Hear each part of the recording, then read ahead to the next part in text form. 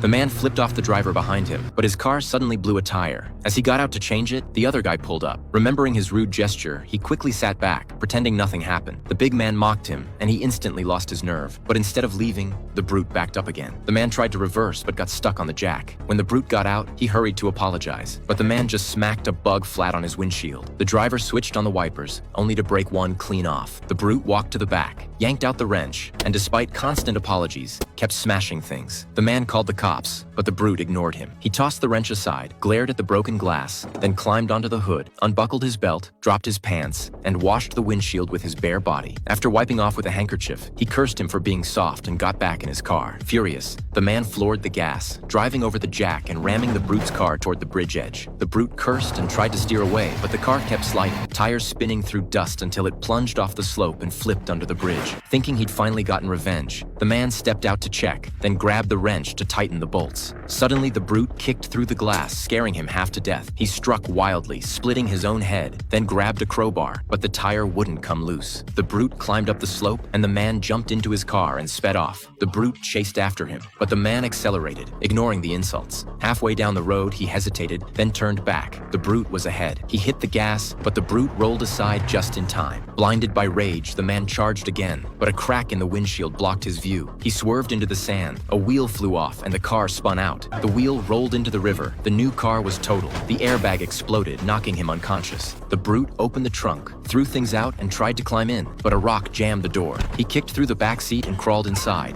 The man woke up, swung a fire extinguisher. They traded blows in the cramped car, grappling and biting. The man grinned when he gained the upper hand, but the brute clawed his face, neither backing down. The man triggered the extinguisher. White powder filled the car. The brute screamed. The man coughed violently. When the smoke cleared, the brute punched him hard, shoved him out, and looped a seatbelt around his neck. Suddenly, the car door snapped off, leaving the man hanging midair. Seeing him kick helplessly, the brute turned away. He tore off his sleeve, stuffed it into the gas tank, and lit it. The man gasped for air, then went still, but suddenly grabbed the brute's leg, pulling him down. The brute stomped and struggled, but the explosion hit before he could break free. When rescuers arrived, they saw nothing but flames and thick smoke. Once the fire was out, the two bodies were found pressed tightly together, so close